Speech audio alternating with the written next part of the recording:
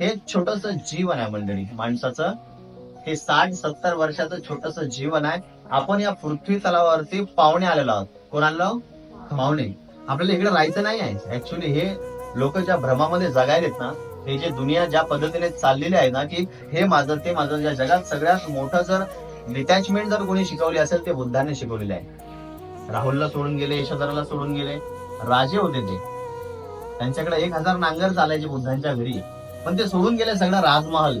आणि लोकांना सांगितलं की तुम्ही जास्त इच्छा, लालसा, क्रोध, लोभ, मोह करू नका. भुकेलेल्यांची भूक जाणार, तहानलेल्यांची ताण जाणार, हाच माझा धम्म आहे. माणसाशी माणसं सारखं वागा, हा माझा धम्म आहे.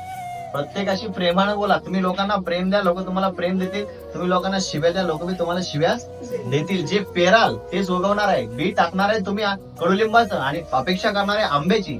लागणार आहे का आंबे कडुलिंबाच्या बियाला? त्या झाडाला नाही लागणार. आणि म्हणून